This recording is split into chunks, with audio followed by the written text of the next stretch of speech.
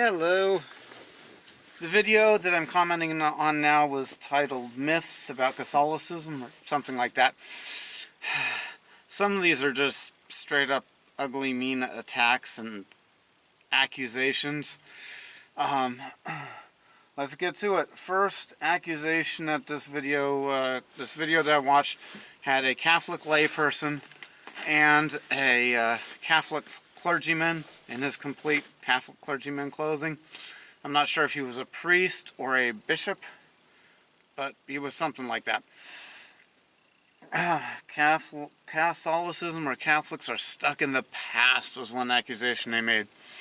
It's a little bit vague of an accusation. I was hoping to find more specific details in these videos I'm trying to find, but they did a good job of refuting that and pointing out that old does not mean bad. There can be true principles to guide our lives that are old. Now sometimes old does mean bad if you're like talking about scientific information. But to the degree that the Catholic Church is stuck in the past, it might be because they are hanging on to some true, beautiful, good principles. Catholics don't think for themselves. They have a blind faith. They have to hear their leader and obey. And they did a pretty good job in the video of explaining and answering that accusation. Catholics do get to think. They don't have a blind faith. The next one, number 3, was they are homophobic and they hate gay people. That is a ridiculous and stupid accusation. A phobia is a fear of something that does not hurt or an overreaction to something. Like, even though poisonous snakes do hurt, you are overreacting if you won't go into the reptile house at the zoo, because all those snakes are in cages and they're not getting to you.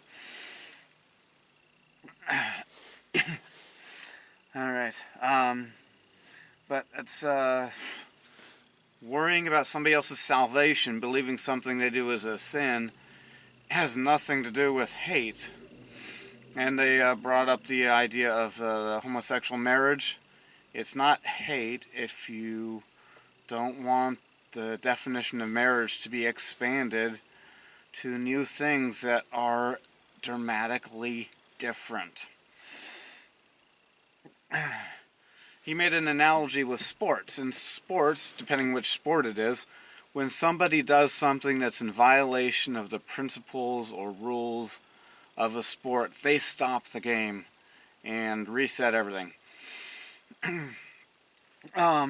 People who would use this kind of an argument in a discussion are violating principles and rules of civility, of discussion, of dialogue, and they've performed a penalty. If somebody's going to do that, he recommended in a conversation you should tell them, wait, we were trying to have a conversation here.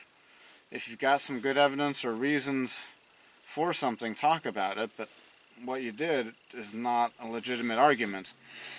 Ad hominem attacks are a good sign that somebody doesn't have a good argument and they've lost the debate. If you ever hear somebody make ad hominem attacks, then you should discount everything they say after that. Metaphorically ignore them, not take into account when you're deciding the issue. The Catholic Church is rife with violence and corruption. And it's got a history of that, and I think the accusation they're dealing with was that it is now. Their answer to that was everything's, got violence and corruption.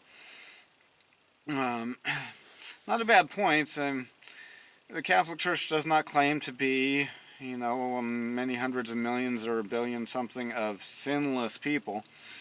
So they're going to have sins, they're going to have weaknesses, they're going to do things. So maybe that's a good refutation they had there. Although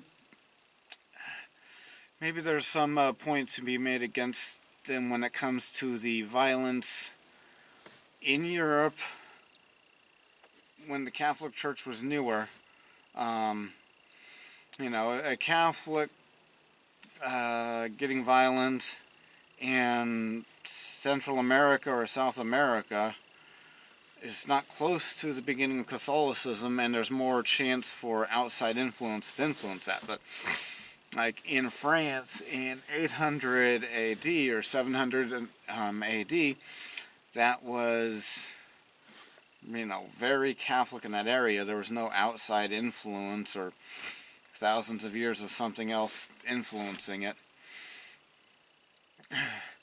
Let's see, but I think they did a good job of refuting that one. Number 5, the sexual abuse crisis. The fact that there have been Catholic priests and bishops that sexually abused children was because of celibacy, and I don't think they did a good job of refuting that. Now, I'm not saying that's the only thing to blame, or that we should look at the Catholic Church as evil because some people in the Catholic Church misbehave, because there are people outside the Catholic Church who have done child molesting too. But to say that it's no factor, maybe we should consider that it could be a factor. You know, a happily married man, when I say happily married, I mean getting sex from his wife as part of the happy marriage, is going to have a legitimate place to focus his sexual energies on, and is definitely going to be less likely to try to get other sex. Is it an absolute guarantee? No, it isn't. Alright, so thank you for watching my first video in this series where I try to find out what it is Catholics think they're understood on, because there has been one Catholic who commented that they are misunderstood. And have a good day.